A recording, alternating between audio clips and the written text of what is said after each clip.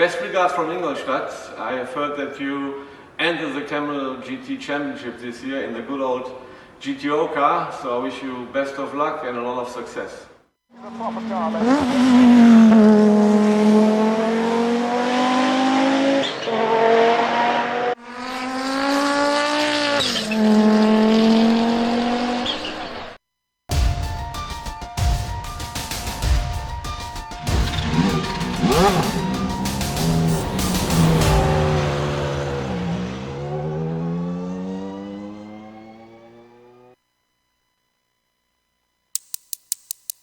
One of the most popular tracks in the Kamel GT series is Road America and Elkhart Lake.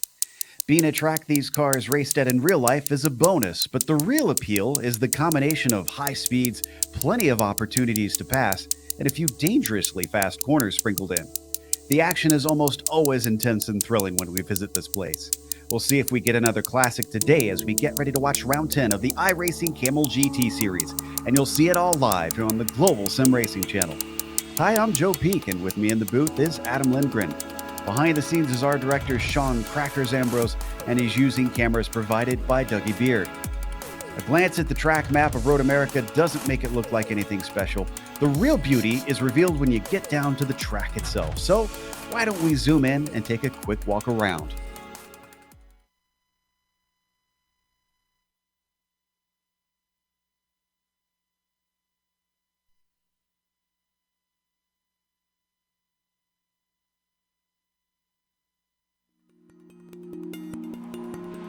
Welcome to Road America. Nicknamed America's National Park of Speed, it's easy to see why just by looking at how the track is laid out. Long straights are a major feature, and drivers will build up incredible momentum before they find themselves interrupted by tight 90-degree corners. In fact, for a 4-mile circuit, it has shockingly few turns. It also has little in the way of variation in layouts. The main course is only broken up once with a single chicane added in the bend version. But don't take this to mean that it's a boring track. Elevation change happens many times over a lap, with a few places taking you into corners which are quite blind. But two of the turns on the back half of the course are perhaps the most distinctive. One is the carousel with its more than 180-degree radius. It just feels like it never stops. The other is the kink. Terrifyingly fast with very little runoff, it can end someone's race in a flash. As you'd expect, the heavy braking zones make for some ideal overtaking spots. Turn 5 sees plenty with its downhill entry. The hurried downs can offer drivers a chance at a sneak attack if you're brave, and then Canada Corner gives you one last shot before the lap is over. It's no wonder major organizations such as IMSA, IndyCar, NASCAR, and the SCCA all host major races here. All in all, many drivers rate this track as the best track in North America. Many who hop in the seat and try it can quickly understand why.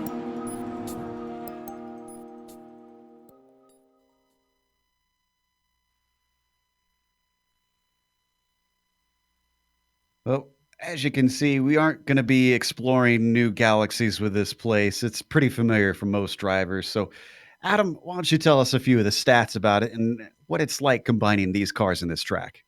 Yeah, definitely. The multi-class around here is always a struggle, Joe. The Nissans will thrive in the sweeping final sector, but will struggle for grip over the changing elevations and the sharp 90-degree corners of the first and second sector, while the Audis will roar down the straights, but have most of their difficult times in the middle sector and the carousel. And so the straights obviously are the best place to pass or be passed, but almost everywhere else is acceptable, but very dangerous, as the racing line switches from left to right constantly, and the Audis will have a hard time staying on the line regardless, especially around that carousel that we mentioned. Now, you'll see just how difficult it is to keep two magnets from one another today, and the same could be said for our championship battles, as they are still pretty close, Joe. They are indeed. Starting with the prototypes, it's probably the wider of the two championships. Fabian Gerber about 13 points back from Albrecht. But we were talking about this before we went live. There's 3 rounds left, including today. So 13 points is incredibly small of a gap between Albrecht and Gerber. We'll see if Fabian can manage to close that down and see if he can get himself in a good position to take another championship by the end of the season. It's also close for third between Mukanos and Iamaki, with Krejcik actually not too far back from Iamaki himself, but a bit of a gap up to Mukanos that he needs to try and make up.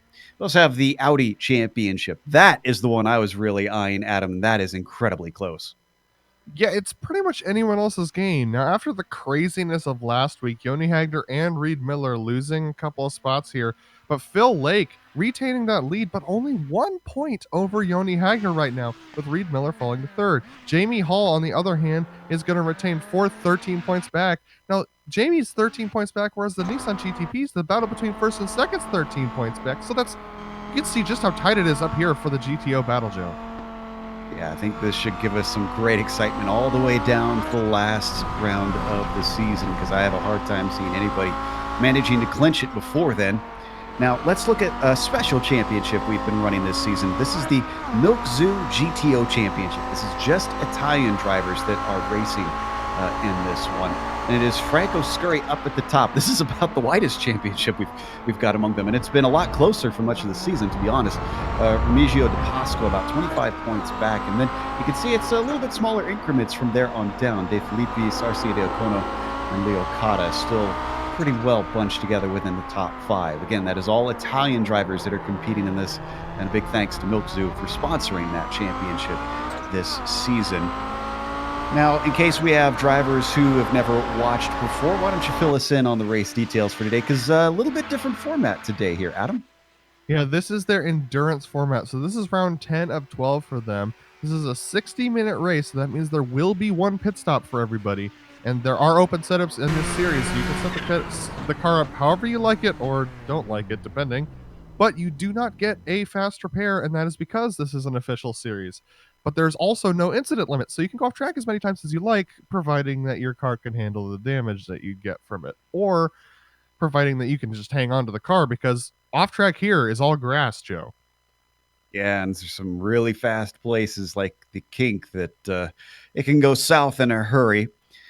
Now, we've recently opened a merchandise store here at GSRC, and we've, of course, managed to put together a few items that we think people will enjoy. One of the things we're selling is actually a sticker out here. And, of course, if you enjoy decorating things, you could put that on just about anything you want because, well, this has the stickiest backing known to man. In fact, it's been known to stick to ice even with winter coming. Don't ask me how we did this. The science is a little bit beyond me, but you can slap it on there and, well, even your hockey rink can now be GSRC branded. Only $1 on the store for one of those. And make sure and snag one of those if you get some of the other items as well. Right now in qualifying, Albrecht is once again quicker as he has the provisional pole in the GTPs, and Billy Rolla is the quickest in the GTOs. I'm checking to see if Fabian is here today, though, just real quick. Yes, Fabian Gruber is here today, so in fact, he just jumped up to third. Yep, so everyone's setting times that are representative. We've seen a lot of this before. The big surprise for me, I guess, is Jamie Hall has not yet set a time, so he's still coming around. So Phil Lake in third place for the Audis, whereas Billy Rolla currently holding pole over Yoni Hagner in the Audis as well. That's a good point. Hall is under crunch time here because he missed his first lap. It had an off track somewhere because it didn't count. So he's really got to get this one clean and quick, or else he'll be at the back of the field of what is one of the largest GTO fields we've seen in a while. You can see him working his way down through the hurry downs into turn 8, and now onto the back half of the course, much lower in elevation, and definitely hard on the tires, especially this carousel part. This carousel is just awful to drive in an Audi. It just, you feel like you're going around here so slow. It's just, you turn in the corner and you turn the car to does not want to turn into the corner, and so it's just a really difficult sector, this entire sector for the Audi. So let's see what he's got underneath him here in the final minute and a half as he brakes for Canada corner. The reason we're watching this because Jamie Hall, if you've not watched before, is one of our quicker drivers here in the GTO class. The Dirty Torque team, of course, fields quite a few bits of talent out here. So coming out of the final turn, if he can keep it clean, from what we've seen so far, this one should count. It is on track. Right now, our pole sitter with a 205.3. Make that a 205.2 as Billy Rolla just takes it. And the second lap for Jamie is a 205.7. That jumps him up to third. Yeah, he had to put in a bank, or he had to put in something that was safe, because starting back in the back of this field, we have over 35 drivers in the Audi field today. So if he started back there, there's no way he was going to be up in the front by the end of this. Looks like Sintez Guindo is going to abandon his second lap. Actually, that was his first lap, so I'm not sure why he stopped there. Get a few more that are trying to come across. I see Jim McGill also looking to set his first time. He comes up the hill, and the number 25 should be able to get one in here. Nope, he can't, because he had another off track, so he will be at the back of the field. Oscar Hjelm also didn't set one. And Dihu Perna also didn't, as the checkered flag comes out. So that is it. We have a large field to go through here. Thankfully, it's a rolling start, so we have a long lap to go over. Justin Albrecht, as I mentioned, is going to be on the pole with Ardo Iamaki flanking him instead of our multi-time champion that's usually next to him, Fabian Gerber, starting third on the second row. Tobias Gerber, his brother, it is all Gerber's second row there, starting fourth. Rob Olenek, fresh off a championship for the Lotus 49 Series, clinched it today. He'll be starting fifth. Let's see if he can follow it up with another good finish here. Nicholas Mukanos will be starting in P6. And then you get Fabian Jungbluth down in seventh. Martin Krejcik, he's a bit of a wild card when it comes to how he finishes. This season he's been good, a lot more consistent, considering he's in the top five. He'll start eighth today. Stefan Schlacker will be behind him, starting in ninth. John Keefe will be rounding out the top 10. And then you get into row 6 with Pablo Suarez to the inside in 11th. Jesus Cota starts in 12th. We had a few drivers that didn't set times in the GTP class. Julian Familiaris, Aitor Sintez Guindo, Laust Olsen, David Petz, and Marty Oli. Adam? All right, taking a deep breath here. Willy Rolla is going to start off on pole for the Audi GTOs with Yoni Hagner starting next to him. So those two Glacier Racing drivers starting next to one another. Then we have Jamie Hall and Phil Lake, the two Dirty Torque drivers starting next to one another as well. So that battle will be good at the front. Ove Trankerade starting off in the 5th position with Franco Scurry in the 6th position. Then we have Reed Miller in the 7th position. That covers all of your top 5 in points right there, with Gregory Buscemi starting off in 8th. Then we have Daniel Sadro starting off 9th with Fabio Lotti in 10th. Giuseppe Leocata starting off in 11th position. And then we get into the Milk Zoo Championship drivers with Remigio De Pasqua in 12th. And then Roberto Di Filippi 13th, Christian Sgracia 14th, Carlos Fonseca 15th, Henry Pitkanen in 16th. Then we have Greg Stefani in 17th, and Lucio Distillery starting off in the 18th position. Next up is going to be Trond Ovland, and we have Antonio Arce Diacono starting off in the 20th position. Joseph Erlbach starting off 21st, with Simo Raba 22nd, Michael Haynes 23rd, and Jim McGill starting off in the 24th position. Then we have 2 drivers who didn't set times. Oscar Helm and Egidio Perna are going to round out your field today. A lot of drivers. Thankfully, it is a very long lap around here, so that should give everybody a little bit of space. But lap traffic will definitely be a thing, especially with it being a longer race today at 60 minutes. And they will have a pit stop. We'll go over that as the race progresses and how we believe that'll play out. Looking at the temperatures, Adam, it is not playing in the favor of the drivers. It's over 100 degrees on the track surface. It's going to be a little bit slick, so they've got their work cut out for them. Yeah, it's nice and calm as far as air temperature goes, but that track has really started to heat up today, and that's going to make things really difficult, especially for the Audis, because this is a track where tire wear is really going to start to get to them, especially as we get longer into these runs. With this being a 60-minute race, you're definitely going to have to split the race in half to get the most out of each set of tires. See if anybody takes a gamble on an alternate strategy as they follow the Porsche pace car down into turn 5. This, usually I don't mark it as necessarily a danger zone, but lap 1, I feel like drivers need to watch out coming into this corner here. Adam? Yeah, this corner, especially for the Audis, is going to be extremely dangerous. This downhill seems to upset the Audi significantly, and it can be really difficult to hold your braking down here. You tend to lock up a lot, and if you lock up to the back of this field, you're going to be plowing straight through 30 cars, and that could really cause some havoc today, especially with no extra car or fast repair. You can see some of the elevation change we were talking about as they crested over turn 6. We jump back to the prototypes, which are already out of the hurry downs, now into the carousel. With this being a longer race, is there any concern about them trying to overtake the Audis around the outside of this corner? We tend to see that a lot, but is the marble buildup, does that make it a little dangerous? It does make it dangerous. You can get a lot of wheel spin out there, but these drivers also have to be super careful, the GTP drivers, because the Audis, especially later in this race, will have a really hard time holding the inside of the carousel. So while they're zipping around the outside, they have to make sure that Audi is sticking to that inside line and isn't drifting outward. Otherwise, you could see it coming together and those two drivers going off track. Oof, yeah, that will not be fun for both parties. Now they swing through the kink and down towards Canada Corner, place where we expect to see a few passes attempted. Wonder if it'll come down to another last lap battle into this turn, as it offers one last chance before they get to the line. But only for a few more corners will we be pacing, because we're getting ready to go racing for 60 minutes here in the round 10 of the Kamel GT series. It's been a fascinating season, a little bit of an unusual one, because usually it's Fabian Gerber running away with things in recent times, but he has finally met his match in the form of Justin Albrecht. Albrecht has come back with a vengeance. He's not just been beating him on strategy, on other things. He has been playing fast this season. Is he fast today at one of the fastest tracks they'll visit here in the Kamel GT series? The Porsche pace car now peels in. Albrecht has control. He's stacking them up, waiting patiently for the green flag.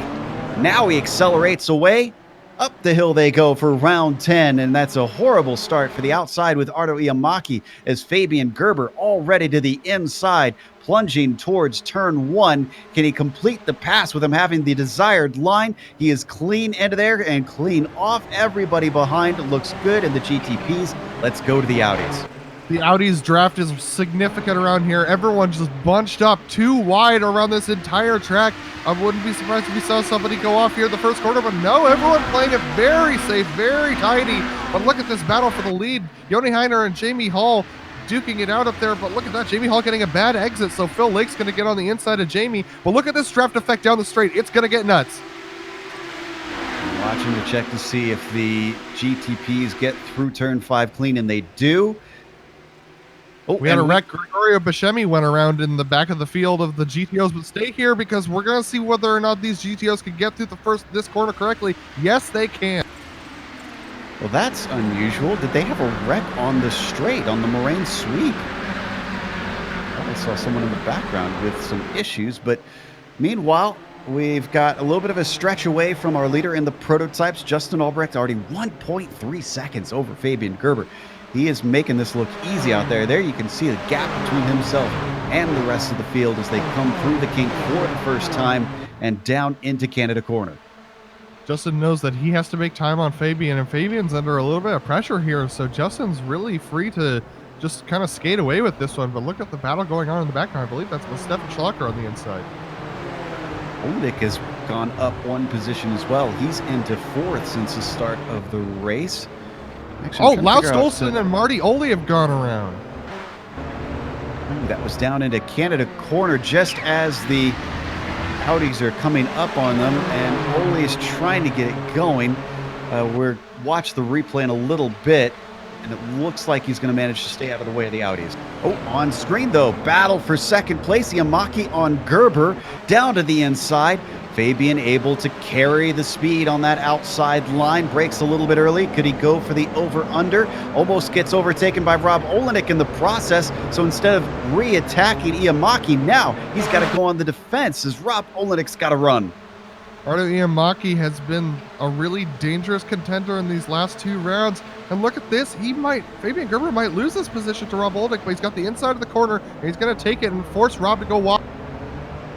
Oh, but Rob gets the traction off the turn, and he gets it done from 5th at the start to 3rd. And behind them, I think we've had an issue as we got a car going slow. I think Martin Krajcik had something happen. Martin Krajcik had something happen. David Petz went around in Canada corner as well, but he's in the back. Oh, we have a collision in the back as well. That was Julian Famarlius and Martin Krajcik hitting each other again. So that's 2 incidents in quick succession. Krajcik was actually spun around in a 3-car tangle. It was Schlacker and Keefe that all got each other. And then that's the second incident that we see there for Krajcik, making hard contact. There's the back end of that first one, just out of turn 5. Oh my goodness, it looks like Schlacker was forced into the inside grass and he woes it down here and he tries to turn the corner, and yeah, I'm not sure what happened. It looks like Krajcik just didn't give him enough room, and then Stefan got loose on trying to exit the corner and just nailed him. Well, that setup would eventually took Martin Krajcik out, as he is now in the pits from that second incident. John Keefe, you can see, still going. He is in 10th. Schlacker also running in 8th. Hopefully they don't have too much damage. As we go back to the leaders in the GTO, Villi Ruola is still being chased by his Glacier teammate, Joni Hagner. Where's our other contenders for the championship? Looks like Phil Lake is still mired down in 4th. Yeah, Phil's right behind these guys, but he's lost a little bit of time. He's about 0.7 back, so Jamie Hall's in the best position to attack right here on this straight on Joni Hagner. But I'm not sure if he has enough time to get there. Looks like he's actually going to look to the inside a little bit, but then back it down. So Phil Lake in the back there, and then our other championship contenders, Reed Miller has fallen all the way back to 11th position, and Franco Scurry is only 2 positions behind Phil Lake in 6th. It's not a good day for Reed Miller for the championship, especially with how good he's been in the points thus far. As we continue to watch this fight, does Hagner go on the attack on his teammate, or do they play nice until it gets later on, until they can maybe split away from Jamie Hall, who's riding their slipstream? No attack from Hagner. He backs out of it before the braking zone. That's going to bring in both Dirty Torque drivers and Ove Trangrade as well. And Joe, ever since Monza, we've seen these 2 teams, the Glacier Racing team and the Dirty Torque team, really work together to help each other out and set each other up for good race pace and for good drafting, and it seems to be working for both of them. So I would expect to see both these teams stay line astern throughout this race. Now, if you wanted to get in and cause a little bit of chaos, if you were Ove Trangrade, you have no loyalty to either of these teams. Does he sit back and play the same game that they are? Does he maybe try and mix things up here? If I'm Ove, I'm going for as many positions as I can. Track position around here in the Audi GTO is extremely crucial because of how windy and twisty this last sector is. And so if he can gain any of those positions, it's going to be very crucial for him. So as we watch this, a quick update. I glanced over at Rob Olenek, and he's actually pulled away from Fabian Gerber since we last saw them fight. I'm not sure what's going on with the number 2, but Fabian looks like he is lacking a little bit of pace today. This is really not good for his championship chances. If he can't close the gap this week, it gets even harder going into next week if he falls any further behind, because 13 points seems like a lot when we have a field of 18 GTPs, but if he wrecks out one of these races, that makes it so that he has to, frankly, have Justin wreck out in order to try and regain his positions. This 4th place is going to lose him a little bit more ground at a crucial time when he needs to close it in. And you can see Olenek having a nice day himself, staying within about a second of Ardo Iamaki, but the top few have all spread apart rather equidistantly. Yeah, but we're going to see this, because this is the endurance format, we're going to see people not taking too many risks here in this first stint. This is the second stint when things are going to get insane for these guys. And so you're going to have to watch everyone as they try and take care of their cars and take care of their tires, especially on this hot track. Glancing down, we got a bit of a battle for 8th position. Stefan Schlacker has Sintez Guindo closely following him here in the prototypes. And in fact, I was surprised that Aitor didn't make a pass attempt down into Canada corner, as he was within 1/10, and he's fallen back slightly now that they've reached the front stretch. We saw a little contact with Stefan Schlacker earlier. If he had any of that aero damage, I would think he'd be a sitting duck in a straight line And that doesn't appear to be the case today. Stefan Schlacker, the independent variable, as I like to call him. He's here. He's already been involved in a little bit of chaos, but he is here making his impact known. We know how fast he could be in the GTP. He's won a couple of races before, but he's definitely struggling right now with some of that damage.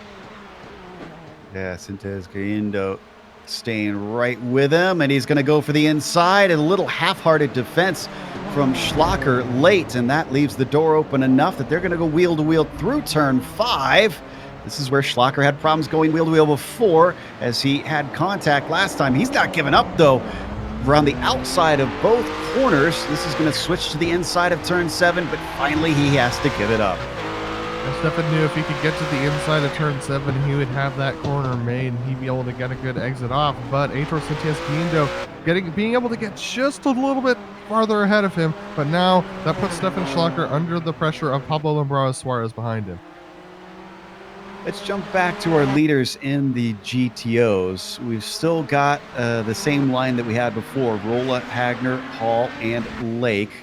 Of course, actually, no, wait, no, Trangrade, excuse me, got held up, it looks like, because they've got Laust Olsen not lapping them, but trying to get back with his group ever since his early incident. Yeah, and Laust has significant damage, so he is extremely slow on the straights. The only thing that's allowing him to pass these guys is his downforce that he still has on that big wing-shaped Nissan GTP.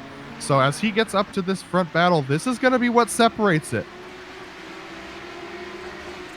Yeah, here's hoping that Laust can get through there with minimal interruption. Like you said, looked like he is just struggling to try and get by as he's now stuck sandwiched in there. He'll get some help around the outside of the carousel. He gets one. Does he get two? He's going to try, and this is going to hold up, unfortunately, Jamie Hall, and that splits the two teams significantly. Look at this. Jamie Hall will be smart to let Phil by here. Phil's got a really good run, but it looks like Phil's going to decide to stay in line. We've seen that Jamie Hall, noticed in practice that Jamie Hall has significant pace over Phil Lake at this track, but look at this. Laust Olsen really holding up Joni Hagner there. That's allowing these two Dirty Turk drivers to climb back up into this battle. All right, it's going to be able to finish this out finally and get by. They're on a long straight. We can stay here, but I can report that Julian Familiares has gone around going into the carousel, but he has recovered. You can see the lack of top-end speed that Olsen has, and now finally gets to the inside of Villarroel and wants to get away from them. Now that that's done, let's jump back to our leader in the prototypes, because he's hit lap traffic. Albrecht has been weaving his way through, and thus far it's actually been working out pretty well for him, because he's dropped Yamaki down to 5.5 seconds. Yeah, Albrecht is in a league of his own. Oh, goodness. We need to go back to Stefan Schlacker because he has just gone around off the back of Pablo Lambrado Suarez. Those two were battling it out for the last half lap, and Stefan Schlacker decided he wanted to go around the outside of the twisty bits right at the end of the corner, but he's recovered now. Gonna look at the replay here. Yeah, Bill Mitchell Bend, unfortunately, is a one-line corner. And the number 18 has found that out the hard way. He's now down to 10th place. It's not been the best of races for Stefan. He's hoping he can get that cleaned up. Thankfully, he's got more time to try and still move forward as we head back to the leaders in the GTOs. Yeah, Villarroel is actually starting to struggle on pace a little bit compared to Joni Hagner, and Joni's being pressured by Jamie Hall, so that might be why Joni is giving the hurry up to Villarroel. It's going to be interesting to see here because Joni Hagner actually tried to make a pass on Rolla through the carousel and just didn't have the exit speed to do it, so I have a feeling that Joni Hagner's feeling the pressure and he wants to go. He's in this championship battle with Phil Lake, who's in 4th right now, and so this could get really interesting, Joe. And it's not going to be too many more laps before they get caught by the leaders in the prototypes. That could be another chance to mix things up. I'll be curious to see if anybody takes advantage of a little bit of that happening. Because right now, they've mostly been generally content to just ride where they are. Hagner with a run, proving that right now as he lifts before he gets to the back of Rolla and sits behind him. And you know who has struggled a lot with traffic? It is Justin Albrecht. You know how Justin had that 5-second gap back to Ardo Iamaki? That gap is now reduced to 2 seconds, and that's all because of that traffic. As we watch Ardo and some of the rest of the field try and get through there. And actually, Rob Olenek finds himself under attack from Gerber because of the traffic, but Gerber not able to do anything with it. There you see them behind the black and white machine of Iamaki. They come up behind Christian Sgracia, able to get around the other side, but here comes Fabian Gerber as we ride on board. He's got a huge run here. Oh, but he gets squeezed all the way off into the grass. Rob Olenek is not playing around today. Well, Rob knows how fast Fabian is. I mean, Fabian's got to get by here. He's got to get by in order to hold on to his championship standings. Let's take a look at this again. Rob's just going to slowly move over to the left. Oh, man. What do they call that in IndyCar? The squeeze? The Pruitt fade, I think, is yes, what the Pruitt fade. he likes to call it. I always wonder what Scott Pruitt thinks of being given that term, if he likes it or if he doesn't want to be stuck with that. But regardless, Goodness, take a look at this. Rob Olenek and Fabian Gerber going inside, outside of Reed Miller and Carlos Fonseca through the carousel. That is dangerous business, and it's going to get even more dangerous here as Rob Olenek has to squeeze by Remigio De Pasqua as well. But now Fabian Gerber's got to run. He's going to take the inside. Timed it just about perfect. Gerber still managing to go on the attack, but it's not enough. And Rob rebuffs him once more, retaining that third position. From what I know of Fabian, though, I think he's probably enjoying this battle. Yeah, he's not one that likes to ride around at the front all by himself, so he's probably enjoying the action that he's getting here from Rob Olenek, and I think that this is going to refresh his love of contention. He loves duking out with people. Let's see whether he has an opportunity with the traffic up ahead of him. Yeah, coming up next is going to be Leo Cotta. Oh, and it's a battle. He thinks about 3 wide, but then he thinks better of it. Now he's going to squeeze through. There's a little bit of contact with Leo Cotta. Sends him off track. I think that might have been a tiny bit of net code. That was a little ambitious from Rob Olenek. Actually, quite ambitious from Rob. He didn't really have any room there, Joe. Tiniest of little touches, and that was enough for the Italian. Unfortunately, as we've got some action with the lead group of GTOs. Yes, this is Jamie Hall on Yoni Hagner. These two were side by side through that last couple corners, and they're going to go hard at it through the carousel as well. These drivers are really close, and here comes Justin Albrecht sweeping around the outside. You'll see him coming to frame now. Unbelievable to see these battles start to clash. So Rolla gets it lucky as he's able to be passed without any incident. In fact, pretty much all of them were unperturbed. But here comes Iamaki, and this is going to get a little bit more complicated because from Canada corner on up to the front stretch, there's a lot of weaving back and forth here. He gets by at least Jamie Hall and splits the Glacier and Dirty Torque drivers and find a way around the Glacier cars here. He's going to go to the outside of Hagner, stuck behind Villi Rolla. They now reach the front stretch, and he can get on the loud pedal once again. And we're looking at Rob Olenek, who's under pressure. As we know from Fabian Gerber, he's just got clear, but Fabian Gerber's right behind him, and they're going to be chasing each other down the front stretch. Now, this is a lot worse than what they had with the leaders coming through, because this is a battle for position, and they're not going to be willing to give it up as they both check up, getting into the back of Jamie Hall. Gerber gets by as Rob Olenek loses 2 positions in that. Hopefully Rob doesn't have any underfloor damage. We know he's been quick around this track, but that allows Fabian Gerber to make his way forward. This is going to start to really shake things up. Small correction, that was Marty Ollie who got by. He is a lap down, so that was not poor position with the red machine you see. Certainly great stuff there from Fabian Gerber to use that as quickly as he could. They're still together, though. It looks like Rob has managed to get back with him as they're stuck behind the Glacier Racing Audis. And Joe, while we were watching that, I can report that Ove Trangrade made a pass on Phil Lake because of all that chaos, and there's more chaos as they come up to the carousel. They're still side by side. This is what's great about Road America. These battles start to get hot. Looks like Olenek is through, and so is Gerber. They can continue on their way past the leaders now. Have to be incredibly heads up in this series. We're watching the battle between Ove and Lake. Lake needing to start to do something because right now Hagner's going to have a nice chunk of points over him in the championship battle. That's the last thing he wants. He needs to make this pass happen. He needed to stay ahead of Rob Olenek, but unfortunately it just was not in the cards for him. But he's going to try and make his way back now. Come onto the front stretch. This is where the slipstream works pretty well for these GTOs. And I think he actually might be close enough to use it here on Ove Trangrade, number 13.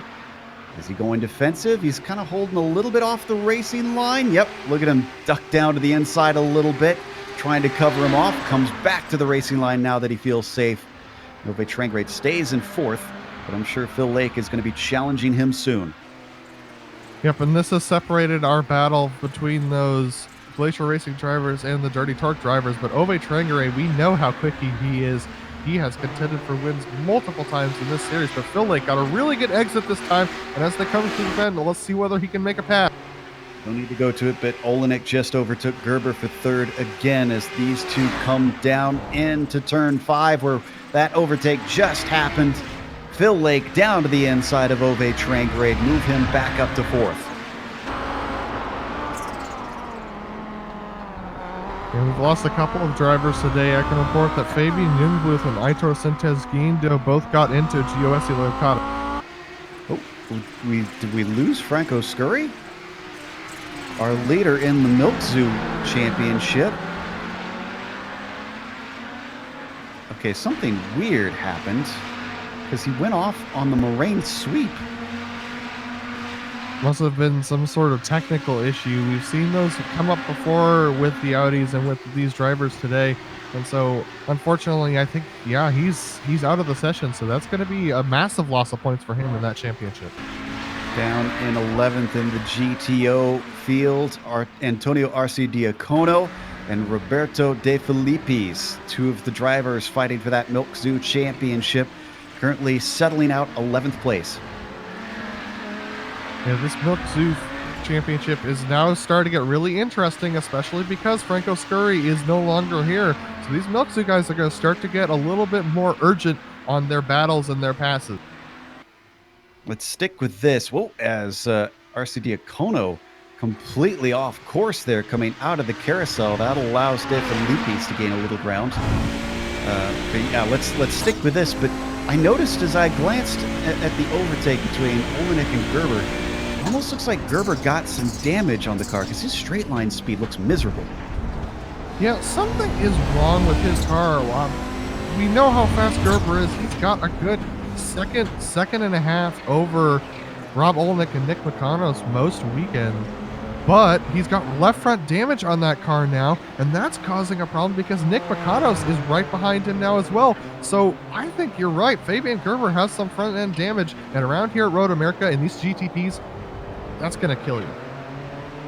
Certainly appears to be the death knell because he was easy pickings for Olenek, and now McConos continues to creep forward as Olenek went off. Olenek was all the way off course in the carousel. Let's take a look. You know, this is exactly what you talked about, Adam, with the Audi drifting out. Yeah, and this is a dangerous thing. The Audis are really, really difficult to keep on that inside line, especially as we get later into these runs.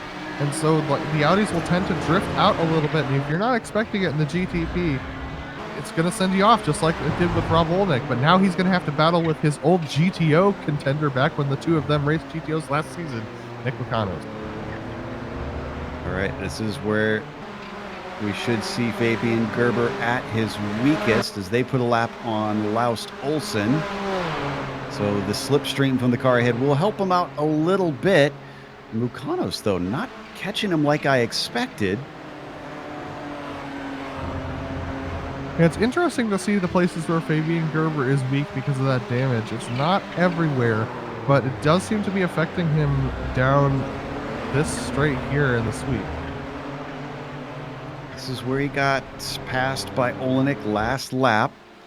Granted, he's gotten that spot back in his back in third. Yeah, there you see it right there. This is exactly like it looked like between him and Olenek down to the inside. Mukanos is going to have to work a little bit for it, though, as Gerber tried his best to brake later. And it looks like Mukanos is going to be your third place driver now, and Olenek already on the back of Fabian. Yeah, this is a nightmare day for Fabian Gerber. His championship hopes kind of just slipping away, ever further away from him. And Rob Olenek now is going to be trying to make the same pass on Fabian Gerber that Nick Mukanos did. But he's already by. He's already managed to get through, and so he's got to go and catch Nick Mukanos, who's about 2 seconds up the road, with them dealing with the traffic of Remigio de Pasqua there for a moment. I almost wonder if Gerber kind of saw the writing on the wall and felt like it wasn't worth trying to get into a tussle here. Since we've left it for a while, let's glance back in on our leaders in the GTOs. Rolla and Hagner still together, but they've lost, they've pulled a little bit of distance from Jamie Hall and Phil Lake. There's about a second and a half between the two groups currently. Yep, and this is all due to traffic. These GTPs are wreaking havoc with this lead battle in the GTOs. It's becoming very difficult for the GTOs to battle with one another when they're trying to dodge GTPs that are coming in and out of them, so it makes it very difficult. You can see just how many of them there are, especially with it being the first time getting through traffic. A lot of drivers still out on track. Looks like they're going to go by David Petz now, who is a lapped car within their own class, the GTOs. Oh, and that's actually, who is that on the inside there? That was Jesus Coda. Whew, I thought he was going to get into one or the other car. He managed to woe it up in time, and now he is through. Something that we didn't mention, I don't think, Reed Miller has DNF'd. Something happened to him at some point that we missed, so one of our championship rivals is now out of this race. And with so many cars in this race, this is going to be really, really interesting to see whether or not anyone can hang on to it. We have, look at how the GTO leaders are coming up on lap GTO cars. This makes things really dangerous for them as well, because they're going to have to make passes here on cars that they're the same speed at. Riding on board with Jamie Hall, that's Yoni Hagner in the Glacier vehicle. You see up in front as they got spinning cars in front of them. That was Oscar Hjelm with an incident with Michael Haynes, both of them able to keep going. Whoa! Oh. And our leader was just taken out. He was completely taken out by, oh my goodness, and now the other Glacier Racing driver's off. It's going to be almost 3 wide into the corner, and they hang on to it. What in the world is going on? The lead now goes to Jamie Hall in just a split second. Hagner trying to get back in line between himself and Phil Lake. Bit of a bump behind. Everyone's got to be a little careful around this lap car. He's extremely dangerous right now, and he's going to stay to the inside. Oh my goodness, the other Glacier Racing driver almost taken out. Phil Lake going to go to the inside here and make his way past. That's Egidio Perna. Apparently had a bad rejoin from what we're hearing from Vili Ruola. So I think we are out the other side now. Hall is now your leader. Yoni Hagner is in second place. Phil Lake gets promoted to third, and Ove Trankere to fourth. I think we've got time for the replay now. And Rolla is out, Joe. He is out. Wow. Oh, yeah, you should see the car coming back on track. Rolla not expecting it. and he slams nose first right into the tires, the end of the tires, instead of the side of them. Now, if there is an upside to this, oh my goodness, that rejoin was very dangerous, crossing the entire racing line and blocking it in front of the leader of the class. That is dangerous stuff. Yeah, I don't blame Billy for being a little bit upset there. Jamie Hall, though, is not out of the woods because Joni Hagner is still carrying the flag for Glacier, but the Glacier retreats, and Jamie Hall is going to retain it down here into turn 5. Oh! Whoa! Oh, a big mistake there from Hall.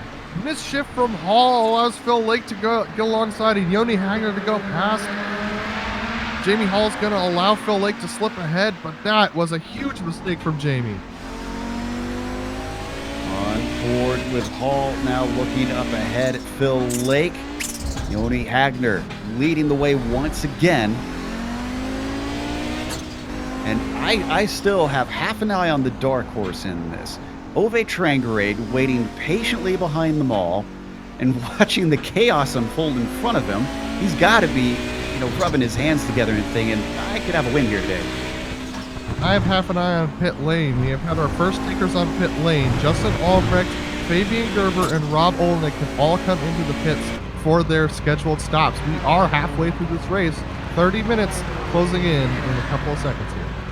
Let's not forget that Jamie Hall is in this fight for the championship as well, so he doesn't necessarily want to let Phil Lake just run away with things.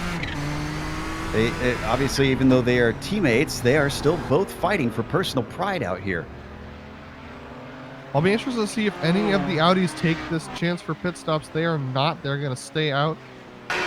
So we're going to jump on board with Joni Hagner, who is leading this race. And as you can see behind him, Jamie Hall is not giving Phil Lake much of a break. Now, the only upside I can really see from that last incident is that Billy Rolla is not in the championship battle. So what this does is it leaves Joni Hagner as the only Glacier Racing driver out here against 3 dangerous competitors. 3 very fast drivers in this Audi GTO as they now come out of turn 3 into the Moraine Sweep, one of the fastest straights on this track, plunging downhill into turn 5. I think there's a bit of a run for Phil Lake. How aggressive does he want to be? Hagner covers him off as they reach the braking zone. No change for position. Those 4 are just under a blanket right now. Everyone using that draft to great effect just to close up a little bit as they start to get into the twistier sections. All right, implications for battle for the lead. Artu Yamaki is in. Albrecht is coming off the final corner right now. The traffic has been wild out here, so I wouldn't be surprised if Yamaki maybe has had a good lap compared.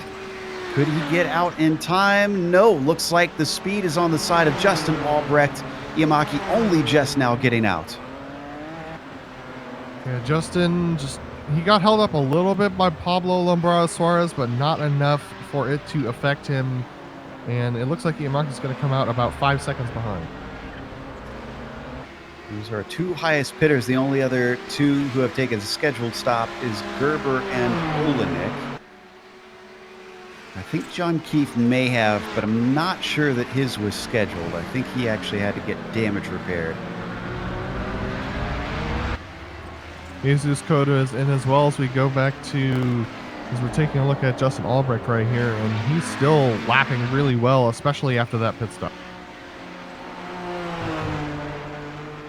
I think we might have another battle on our hands for the lead for the GTO, because they're coming up the front stretch.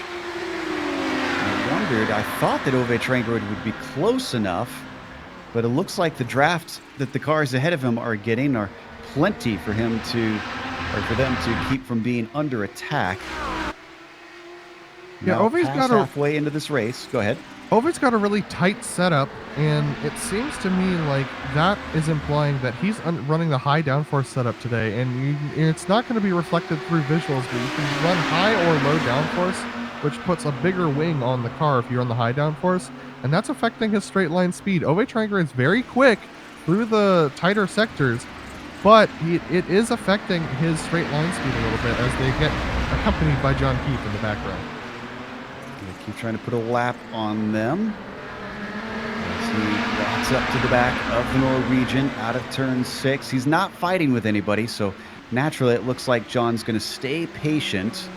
He'll get at least one down through the hurried downs. Looks like 2 as now he outbreaks Jamie Hall and splits the 4. Now, I did get an update. It looks like information we're being told is that Franco Scurry, who was streaming at the time, had his streaming equipment crash or something to that effect, it sounds like. So, hence why he went off in a straight line.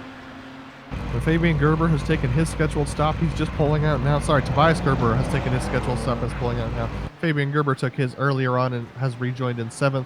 But there's still Nick McConnell has yet to pit, as well as Pablo Morales Suarez, Stefan Schlachter, and Julian Familiares has yet to pit as well, as David pits.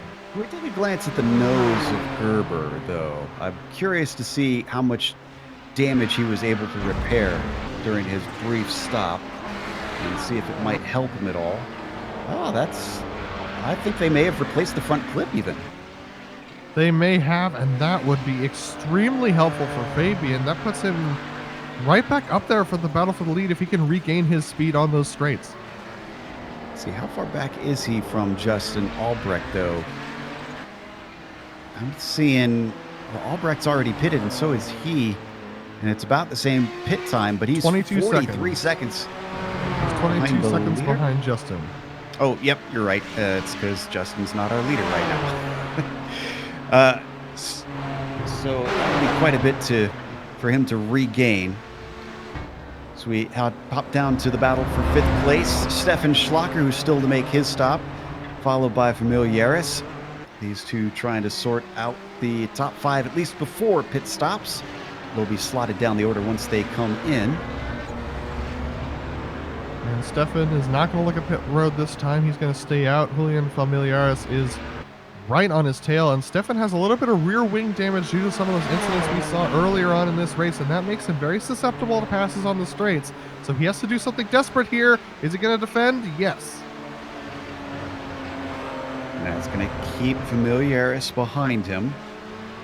Question for you that I'm curious about, since we've only seen a few takers for the pits in the GTOs. If you rode behind someone and stayed in their slipstream, could you go the whole race without a stop? Could you save enough fuel? Not at this track. It's somewhere around the 70% mark as far as how long in this track that you're on the throttle in the GTOs. And so you could not save enough fuel to make it without taking a pit stop here. Schlachter having to go defensive on Familiares that time into turn 5. It still keeps him behind. But this is Fabian Gerber that you're seeing flash behind them from time to time in the blue and white machine. And he's, as Schlachter goes off, and that's going to be the spot both for Familiares and for Gerber with ease. Yeah, it's really easy to make really small mistakes, especially at this track with the GTP. I was watching, we have a battle for the lead in the GTOs. It looks like that's going to be Jamie Hall Phil Lake on Joni Hagner. Down into turn 1, and Phil Lake takes it away, but it's not done yet. Hagner is right behind him, takes a peek down into turn 3. That's Krejcik back there. He's gotten the car back out, so really he does not need to get involved here as he's multiple laps down. We also have Oscar Hjelm up ahead, and who's a lap car they're going to have to contend with. Martin Krejcik looking for a way by. He's not going to find it here. He's going to get held up by Hjelm. Yeah, he decided it's not worth trying to make it 3 wide, but Hjelm's breaking himself a little bit. And he manages to stay out of it. Krejcik also still trying to suss out exactly where to place his poor Nissan. Jamie Hall actually overtakes the Nissan and gets back up to the back of Hagner. These leaders of the GTOs have some serious talent to be able to navigate that without getting into an incident. And Joni Hagner has some amazing skill to be able to get through that without losing time to Phil Lake. He's still right on his back as they go through the carousel. Not going to let him get away with this one. Krejcik, can he manage to get by? Not without holding up Hagner as he compromises his exit. So that is exactly what Phil Lake wanted in that situation. Gives him a nice little buffer. But he needs Kraytrick to get by soon here. Finally, he sneaks through. Oh, but he's going to have a bad exit, which means he'll compromise the exit. Now Phil Lake. And so Phil Lake gets held up, and he still has to be passed. Oh, no! He gets 10. He goes around. A little bit of shot to the behind to Joni Hagner from Jamie Hull. But Hagner gets to the lead anyways as Phil Lake comes back on the track. No, Phil did not hang on to that. Unbelievable. As Martin Kraytrick goes off, that's going to allow Jamie Hall to get a good run, but Phil saved it. What a save from Phil. And Phil, unfortunately, with the lesser speed he's got up the front stretch, is going to get overtaken by Jamie Hall. So Jamie now moves himself into second place. Did we miss something with Justin Albrecht? Albrecht is grayed out on my screen. I'll go take a look. I think it might have been a connection issue from what I'm looking at. Yes, it was a connection issue. This could be huge for Justin. Oh, no. He hasn't dropped from the server yet, so he still has a chance, but... He's been gray for a long time, though. As we continue to watch this fight up at the front, Jamie Hall now on the attack from Joni Hagner. Man, the poor GTO battle for the lead has been plagued by essentially just a bunch of backmarkers from both classes. They're dealing with Martin Kraytrick, who's going to try and get by. Now they're being joined by David Petz in a couple seconds as well, so everyone's going to have trouble here. Justin's gone, Joe. This is really going to hurt him. Still waiting for that message in the iRacing server to see whether or not he is disconnected. It's not saying it yet. Oh, great trick. Really run into by Jamie Hall getting off of the carousel. And there it is. Justin Albrecht has been disconnected. This gives the lead to Ardo Iamaki, and Gerber, who is in third place, is going to gain that ground that he wanted. Jamie Hagner's getting stuck behind Lucio Distillery. He's going to dive to the inside, really sticking everyone sliding through this corner. Unbelievable driving from these leaders of the GTOs. Joe, it might be time to pit if you're a GTO. I would think if you're the team of the Dirty Torque drivers and you're getting held up this much, it might be time to pit and try and get some clean track. Not only that, but maybe break the draft and get away from this. They are. Hagner stays out. Train Grade follows them in. Interestingly, we've got, let's see, Jesus Cota, David Petz, Ardo Iamaki, all coming up on Joni Hagner right now. So he's about to get a flood of Nissans. Well, maybe not a flood, because one of them just gets into the back of Distillery. That was Petz. So with these two Dirty Torque drivers in, it's going to be really interesting to see whether or not they can get out and get some clean track. It looks like they might be able to. Oh, did someone just blow their engine? Petz didn't blow his engine, but he was coming back on track just as Gerber and Suarez were going by, and that's for position. Granted, Suarez is yet to stop, so it's easy pickings as we go to the replay. There's the end of the incident. Petz got into the back of a GTO. I was just reporting on it as we were talking about which cars were pitting. And I'll take a look on board with Petz, and here he comes into the corner. And wow, that GTO is extremely slow through the apex. I don't think Petz expected him to slow down that much.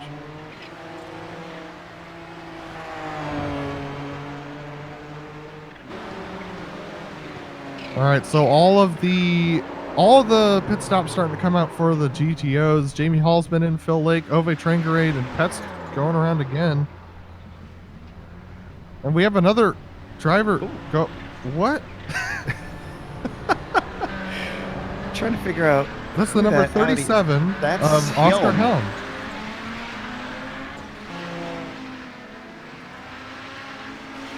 That was completely unrelated incidents, just sheer coincidence that Petz had that incident out of the carousel. They almost spun in the exact same fashion. This is Helm gonna practically follow the tire tracks off the course. Sympathy spin. It's hard to do in the Audi, but apparently you can. Man, we've still got 17 minutes left to go in this race, by the way. So Joni Hagner now responds, and we still are waiting for a few behind him to pit, but this will bring him back out among Jamie Hall and Phil Lake. But where is the question? Hall hits his stall. Now, Phil Lake had a bad exit off of pit road. He actually dropped it out of gear while trying to exit. Here comes Jamie Hall. This is going to be tight, Joe. Hall's off the final corner now. And where is where is Hagner? Hagner is going, but he hasn't hit the cones yet. He's passed it, and Hall's got him. Yep, and so does Phil Lake. That worked out perfectly for the Dirty Torque drivers. They got in, got some clean air, got out of the traffic, and were able to make it past Joni Hagner on pit strategy. I can't help but wonder, Lake and Hall both were sitting behind the Glacier drivers for much of the first half of the stint. I almost think that they maybe were lifting and coasting in a few spots. I know that Joni Hagner was lifting and coasting behind Billy Rolla as well, so it's possible that everyone's fuel was at a similar level, but Jamie Hall was the one who was the lead of those Dirty Torque drivers, so I'm actually surprised to see him come out first, considering the fact that he would have had to be plowing the air for Phil Lake. Daniel Sadro with a breath of fresh air up there at the front for now, as the number 8 is still waiting to pit, but he is our leader temporarily. Yeah, we haven't talked much about our winner from the Invitational that happened at Long Beach, and Sadro's doing a great job just being consistent on these longer runs. We know that he likes this endurance format a lot better than the shorter races, so he's doing a great job. Ooh, Jamie Hall in a really tight shuffle right now with a bunch of Nissan GTP drivers trying to make their way by the Glacier. Oh my goodness, stuff's getting intense. There goes Joni Hagner past Phil Lake in the back. It was 3 wide back there, and that's what allowed Hagner to get through. Hall still a little bit slow with those GTPs going by in Canada Corner, and Joni Hagner regains the ground. Again, this will effectively be the battle for the lead once we get the last cars pitting. Your order currently is Hagner, Lake, and then, let's see, actually, where is Hall? Is Hall still in front? Yes, Hall, Hagner, Lake, excuse me. Daniel Sadro's in as well as Fabio Lotti, so these guys will drive straight by them quite quickly. But look at this. We got a really tight battle up for these leaders right now. Phil Lake's got a really good run on Joni Hagner. Joni's not using that slipstream quite as effectively. Yeah, but they run out of racing line as they all break for turn 1. Phil Lake backs out of it. Where did Ove Trangerade go in all of this? Oh, they got dropped because of the traffic. Yes. Joni got a really good exit that time. He's going to have a really good battle with Jamie Hall. Jamie's going to stick to the inside, and here comes Nicholas Makanos. There he's going to go make it 3 wide as they go down the straight. Think they'll be able to handle that. It's a little tight on this track as it's kind of narrow, side by side, down into turn 5. And Joni Hagner's going to try and do it the long way around. We have seen this done before, and he's going to do it again. Still not done, because here comes Hall peeking to the inside, but he gets chopped off at turn 6. Your new order, Hagner your leader, Hall second, and Lake third. Hagner is proving himself a fierce competitor fighting against these 2 Dirty Torque drivers as a lone driver for that Glacier Racing team, and he's been able to climb his way through both of these drivers. He passed Phil Lake based upon opportunity, and Jamie Hall based upon raw pace. Now let's keep the cameras on here, but if we could pull up some timing between Iamaki and Gerber. Remember, before we were worried about Gerber chasing down Albrecht. Well, with Albrecht no longer here, Iamaki's now your leader. And I wonder if Fabian is a little bit faster than him, and if he can maybe catch him before the race is over. These GTO leaders coming up on Trond Uvland, who's a lapped car. Joni Hagner's going to look to the inside, but Trond keeps it in gear, keeps it in pace, and actually holds up Jamie Hall a little bit on the exit there. That allows Phil Lake to go. And as you were saying, Joe? Yeah, last 4 laps, it looks like Gerber has been the quicker one. In fact, the previous 2 laps seem to be about, yeah, there it is, 1.7 and 1.2 quicker. Some of that could be traffic, but he's still chopping away. I don't think that's going to be enough time, even with 1.2 and 1.5 seconds. these laps are about 2 seconds long, and we have to go back to the lead of the GTOs because Jamie Hall's going for a pass. He's got the inside down into turn 1. Hagner didn't defend. I think he knows he likes the four-wheel drive off the corner. And indeed, once again, this is proving difficult for Hall to make it stick. Hall and Lake may be teammates, but Phil Lake is not driving like a teammate right now. He's looking for every opportunity to pass. And as they start to go in this draft, he might take that opportunity down into this corner here.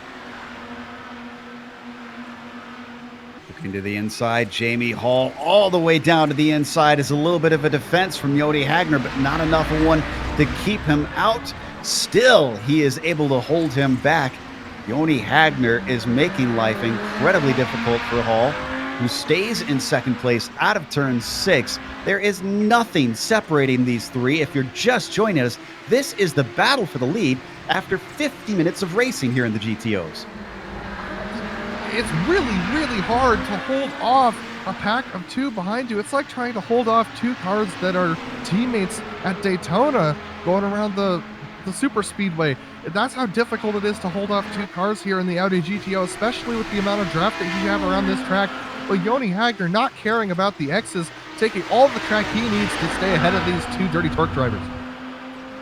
Whatever it takes to win, he knows it'll be points regardless. Jamie Hall still with his teammate sitting back there. I wonder if there is any sort of agreement between Lake and Hall in terms of how to deal with this situation, because they could so easily wind up squabbling with one another and losing ground to Hagner. Yeah, I think I know what the agreement is. Don't wreck your teammate. I'm pretty sure that that's the only agreement they have. Jamie got a bad exit. Here's Phil's opportunity. He might try and get by Jamie here. Let's see what happens. He's got a great run. Does he help him out? Maybe try to push him because they're losing ground on Hagner a little bit. Yeah, they're going to work together. 2 heads are better than 1. A little shove, and that brings Jamie Hall back forward. Update on Arda Iamaki and Fabian Gerber. Looks like Gerber's approach on Iamaki is kind of faded a little bit. He's actually lost about half a second, actually a full second, due to traffic. So Fabian Gerber looks like he's not going to make his way up to Arda by the end of this race. But still, a great point stake considering that Justin Albrecht is out. Really, the fun for the lead is staying right here with the GTOs. We had action up in the prototypes early on, and now it is switched over here at the end of the race. Another look to the inside from Jamie Hall, the UKNI driver being challenged repeatedly by the dirty torque car behind his teammate Phil Lake. And you're probably they've dropped looking at Ove Trangarade by 6 seconds, so these 3 are definitely in a battle all on their own right now. Wow, it's just incredible pace that they're running. But Hagner, I have to imagine he is just one eye on the mirrors, one eye pointed forward, doing whatever he can to try and stay consistent while still being aware of whether he is under attack. Credit to Hagner for him getting back up to the top spot and managing to hold on to it as well as he has. Yeah, Joni is really doing an amazing job hanging on to it, but my curiosity is I've seen Jamie Hall, he's taking care of those tires. Phil Lake seems to be winging his car out a lot, and so does Joni Hagner. So it's possible that Jamie, by the time he gets to the end of this race, which granted is in 8.5 minutes, might have better tires than Joni Hagner and may be able to make the pass there. But he's wary because he knows that Joni can pass him back on pace. So Jamie is looking for an opportunity to get ahead of Joni and put him behind Phil as well. Is it possible to slingshot past here before they get to the start-finish line? If you get it close enough and time it right, can you do that? Only if the other drivers have a bad enough exit off of the final corner. It's not fast enough to be able to get that slingshot. You don't get the draft effect until you get up to somewhere around 100 miles an hour. So it's going to be dangerous. Phil Lake missing that corner a little bit, falls off a little bit off the back. Let's see whether Jamie gets a good run on Joni this time. Here comes our leader in the prototypes. That's the Nissan you see in the background.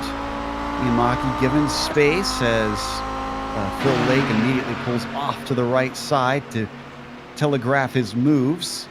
Oh, this could get dangerous here if Iamaki holds up Hagner a little bit, and Hall thinks that maybe there's a chance there, but unfortunately it doesn't pan out.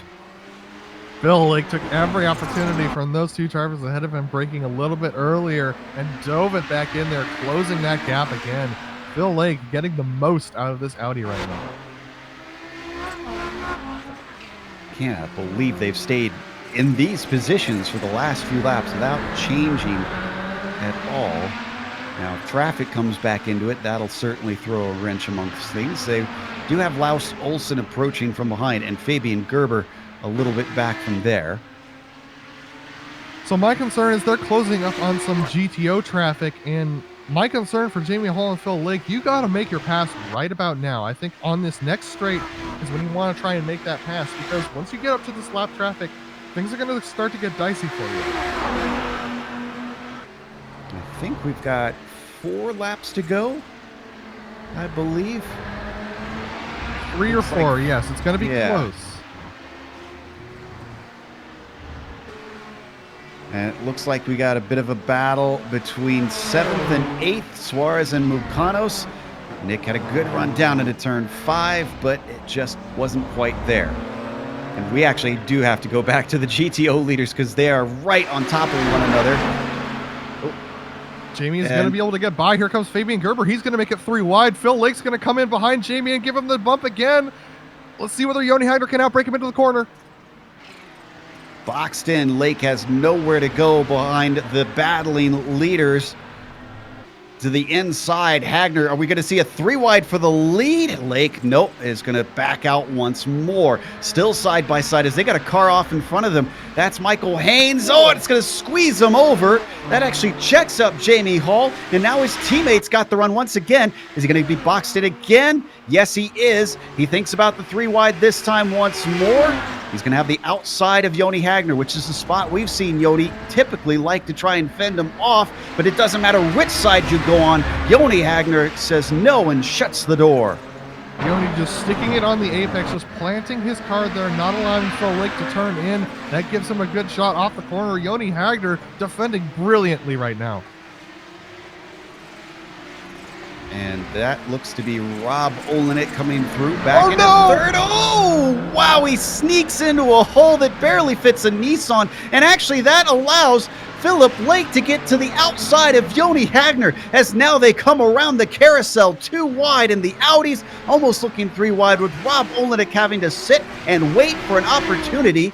Now he gets through. Is he going to split them? No, he's just going to be able to sneak by Hagner. Lake in second, and third is Hall. Ross Olsen stuck between this battle again. He's going to try and get by, but I'm not sure where he's going to be able to do it. He can't get by here through this corner. Look at this, Jamie Hall defending for Phil Lake, making sure Laus doesn't cut him off. Phil Lake with a good opportunity, going to close up behind Jamie Hall. They're closing it to 2 laps to go this time around, I believe. Laus, buddy, I know you're in the faster class, but you got no one to fight with here. I think you just need to let these guys sort out the win and not get in the mix. Up the front stretch once again, Phil Lake riding the slipstream of Hagner, but now that's Jim McGillen for them. They're putting him a lap down. Could he throw a problem into this? Down to the inside. They are going to go 3 wide as Joni Hagner tries to come back to the racing line. They come together. Phil Lake with a tap to the side, but he gets held up by McGill. He can't fully take advantage of it. He's still managing to stay ahead. And once again, McGill in the way. This time of Joni Hagner, and Jamie Hall gets into second. There was no other place for McGill to go. That was just an unfortunate coming together between all of them. They've got Laus Olsen still behind them. We're going to go on board with Joni Hagner as he tries to chase down these 2 dirty dork boys. But man, Phil Lake's in a good position points-wise right now. There's not going to be many Christmas cards. Oh, no! The back markers, and Jamie Hall gets into his teammate.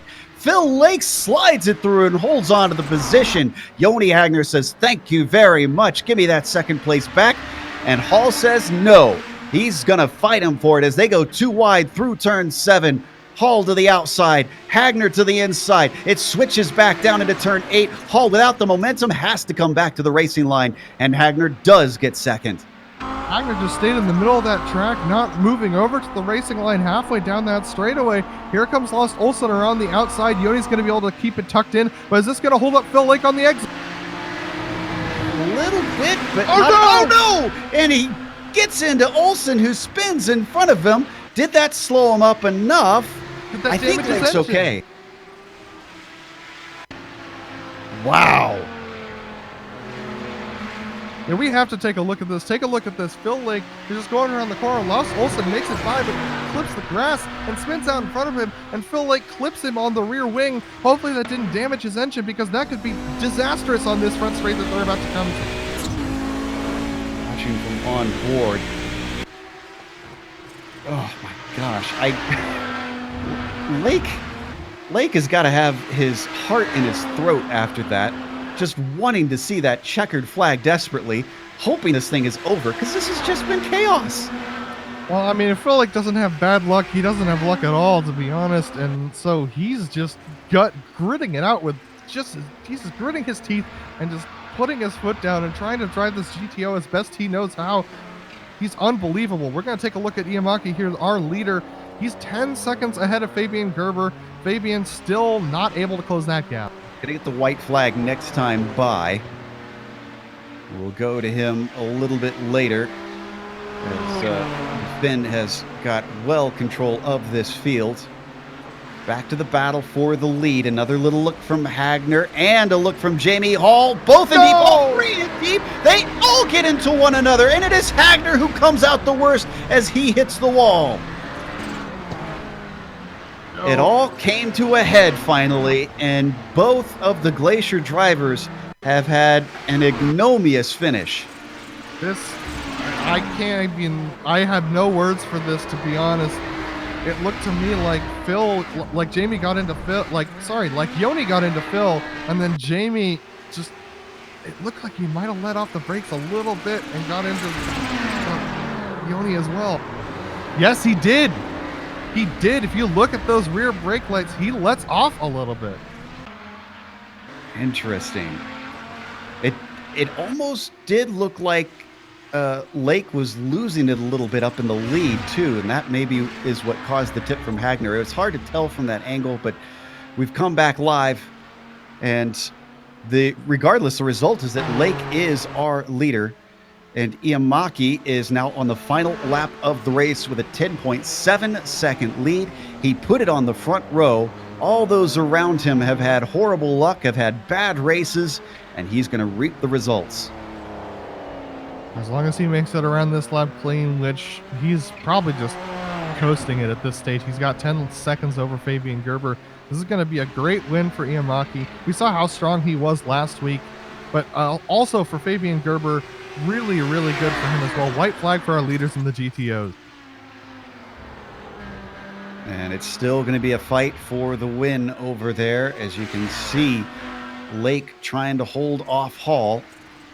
I normally don't like to comment on the quality of racing too much because I don't like to be critical, but just for our viewers, we're not used to seeing it quite like this in the Kamel series. It's chaotic, but not to this degree. There's usually a little bit better representative moments here in this series as they now come down to turn 5, and they're going to be side by side into the corner. These two have been putting on great racing. Lake with the inside and just barely a nose ahead, unfortunately, is going to get cut off because we got to go to our leader, Ardo Iamaki, who is on the front stretch and taking the win here in the GTP class. Victory for the Finn. Let's go back to that battle for the lead in the GTOs. Joe, I think that they're drifting it right now, but I think that Philip Lake has some engine damage because he is definitely slow on those straights. So he did pick up some engine damage from the spinning Lars Olsen. So Jamie Hall, if he's going to pass, it's going to be on this next straight. He's going to have to get a really good run. He's looking close behind. They come through the kink, not flat out in these Audis. He manages to get back on the throttle well enough. He's starting to gain bit by bit. Now it's even more as the speed picks up. Phil Lake is looking like a sitting duck as his teammate tries to head into the inside. He gives him space down at the apex of Canada corner, but Hall can't get it done. Is there enough straightaway for Jamie Hall to overtake him up the main straight? Phil Lake coming up to the final corner. He needs the best corner exit of his life here. Is there enough oomph in that engine that he can hold on to the lead? They start to pick up speed and head towards the line. Lake is ahead, and I think it's going to be enough. No, he's starting to gain to the line, and Lake gets it. What a race from these top 3. Top 4, to be honest. Ove Trangerade should not go unmentioned as well. These top 4 in the GTO put on a clinic today. Hagner did finish in 3rd.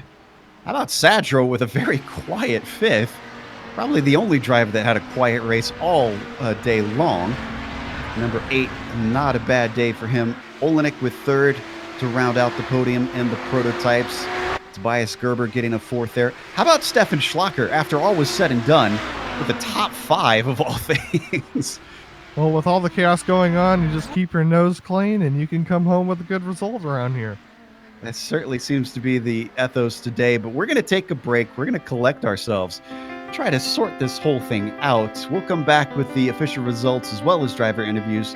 Stick around because on screen you'll see all the upcoming races here on the GSRC.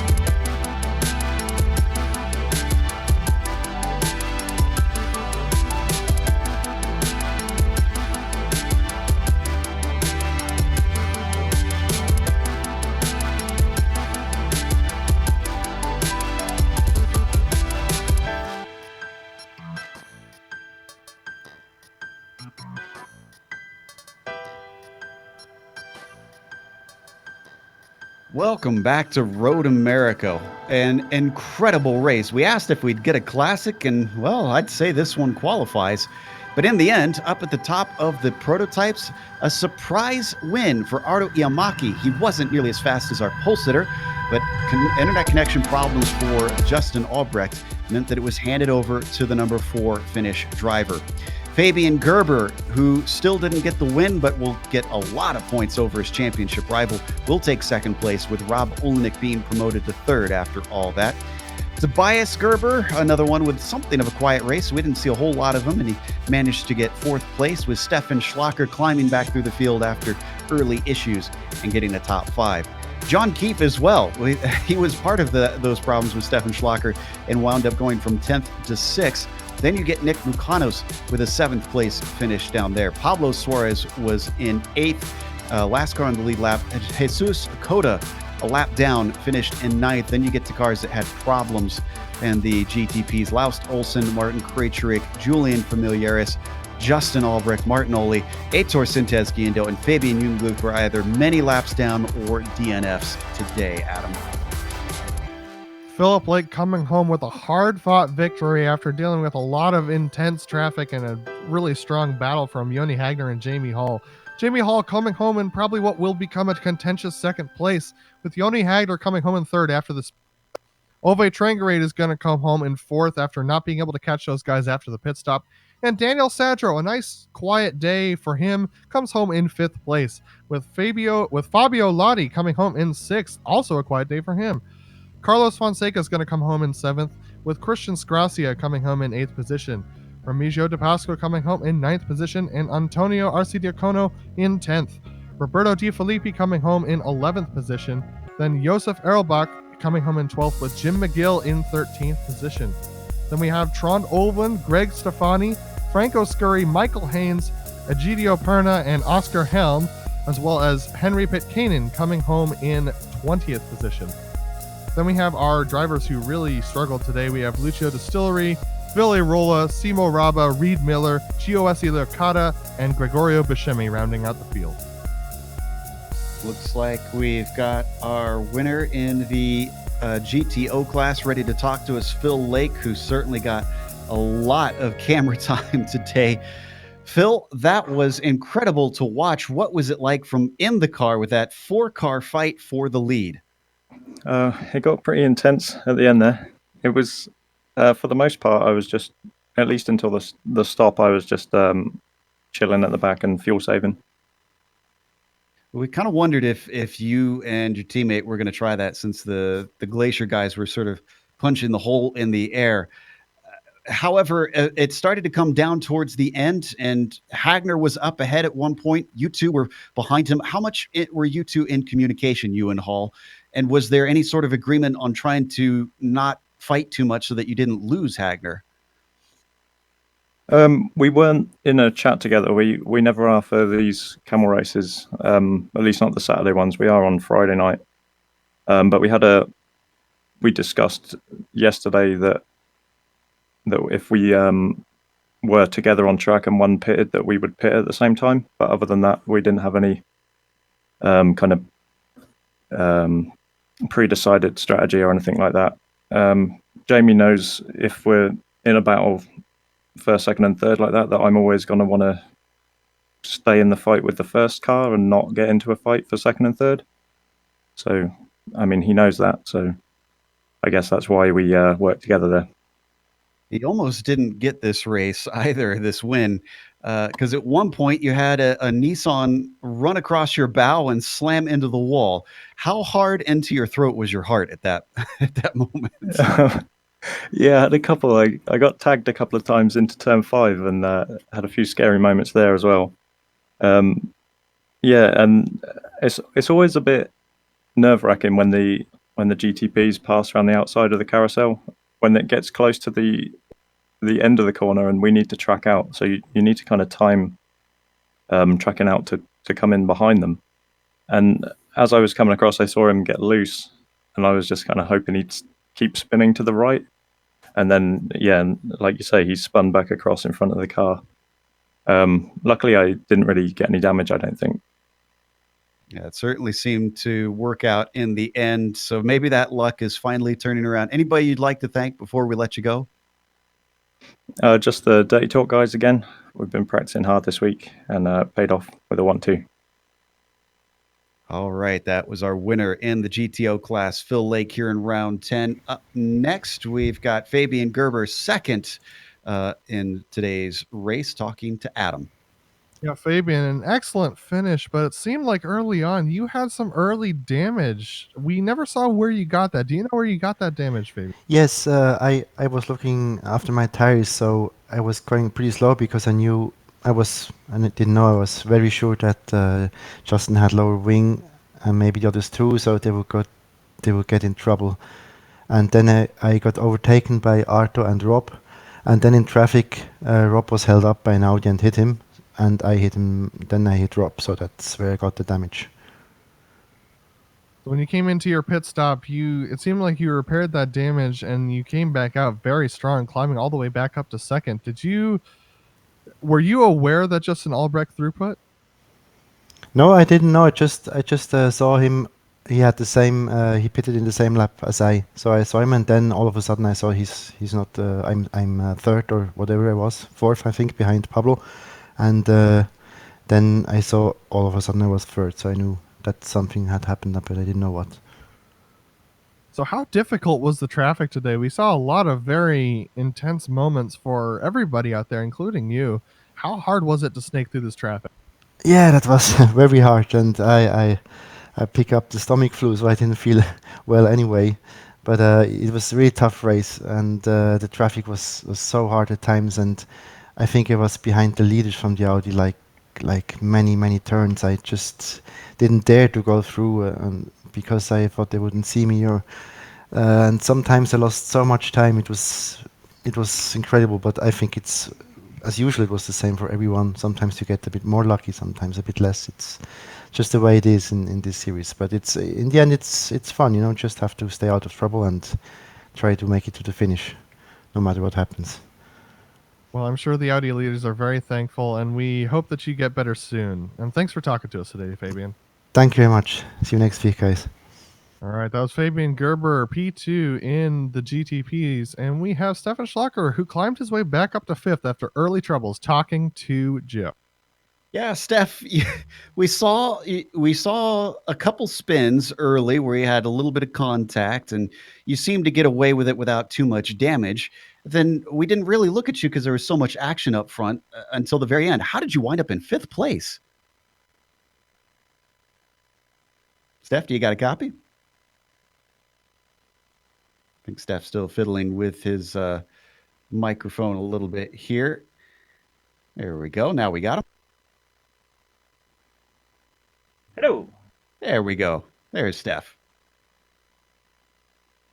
So, Steph, we saw your early issues, and we saw that you spun off course twice, both with contact, but then we didn't get a chance to look at you all race long because there was so much fun going on elsewhere.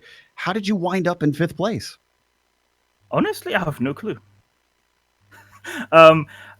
I just think a lot of people ahead of me made so many mistakes that at one point they just crashed out or whatever. I don't know where Nicolas suddenly came from, because if I remember correctly, he was way ahead of me, and then suddenly he was way behind me, like 1.5, 2 seconds faster each lap than I was. But yeah, he wasn't able to catch me anymore. Yes, I had very bad traffic. Like, I would say pretty much everyone in this race in the GTP class had major issues with Audi GTO traffic.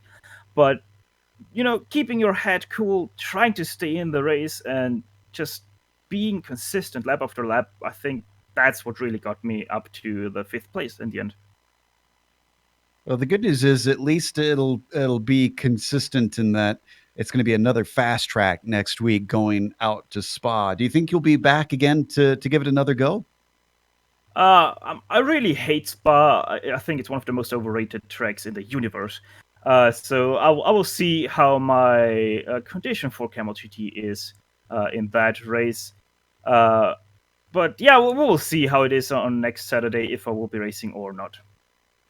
All right, we'll keep an eye out for you. Congratulations on a top 5 today. Just one quick thing. I just want to publicly say once again, very much sorry to Martin Krejcik for that netcode incident between me and him in that second lap. Just nudge got me loose, and then major not netcode contact between him and me, and also sadly John, the innocent bystander there. I want to give that 5th place to Martin. I'm sure the sentiment is appreciated from him. Was Stefan Schlacker, our 5th place finisher here today, which wraps up our interviews here for the 10th round of the Kamel GT series and takes us to a few thank yous before we go. Big one going out to the series, the Kamel GT series, for bringing us back for another season of coverage. And of course, thank you to the companies that provide the software and the hardware for our broadcast. You can see them listed here on your screen. Additional thanks go to June Lalonde, who provides our wonderful music. See the screen for how to get a hold of more of her great work. And also to the team today, Adam, Sean, and Dougie. If you'd like to find out more about GSRC, including upcoming races, you can find it at globalsimracingchannel.com.